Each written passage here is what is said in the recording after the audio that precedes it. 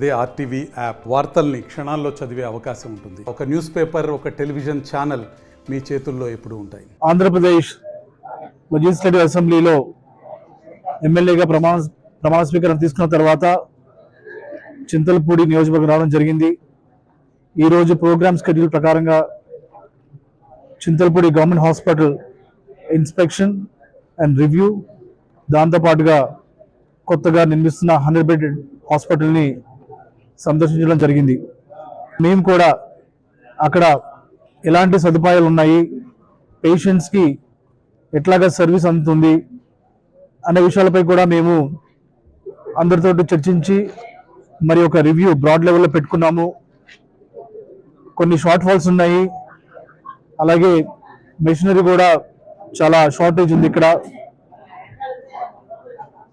Patients విషయంలో చూస్తే ఇప్పుడున్న ఎగ్జిస్టింగ్ చింతలపూడి గవర్నమెంట్ హాస్పిటల్ అది ఓన్లీ 30 బెడ్ కెపాసిటీ, బట్ మనకి అక్కడ పేషెంట్స్ చూస్తే మోర్ దాన్ 50 వస్తున్నారు.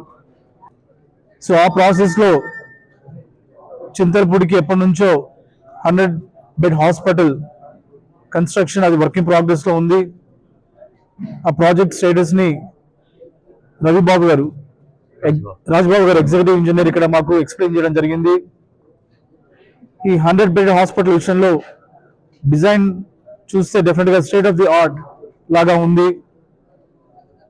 మరి వారితో డిస్కస్ చేసిన తర్వాత, డిజైన్ చూసిన తర్వాత, ఇప్పటిదాకా అలొకేట్ చేసిన ఫండ్స్ కానివ్వండి, అప్రూవ్ అయిన ఫండ్స్ కానివ్వండి, ఫినిష్ అయిన వర్క్ కానివ్వండి చూస్తే 65 to 70% ఫినిష్ అయింది. ఇక్కడ ఇంకా 30 నుంచి 40% వర్క్ ఇంకా చేయాల్సి ఉంది.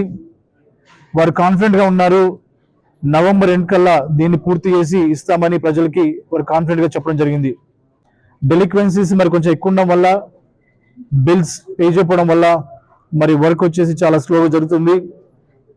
మరి నేను ఎమ్మెల్యేగా ప్రమాణ స్వీకారం చేసిన తర్వాత ఏదైతే ఎలక్షన్స్కి ముందు నేను హామీ ఇచ్చానో 100 పడకల హాస్పిటల్ పూర్తి చేస్తామని మరి తెలుగుదేశం, జనసేన, బీజేపీ పార్టీ నాయకులతో డిస్కస్ చేసి నవంబర్కి మనం ఎట్లా రీచ్ అవ్వాలి, ఈ హాస్పిటల్ని ప్రజలకు ఎలా ఇవ్వాలి, మెరుగైన వైద్య సదుపాయాలు ఎలా ఇవ్వాలని చెప్పి మరిన్ని వీడియోస్ కోసం ఛానల్ ని సబ్స్క్రైబ్ చేయండి. లేటెస్ట్ అప్డేట్స్ కోసం వాట్సాప్ ఛానల్ ని ఫాలో చేయండి.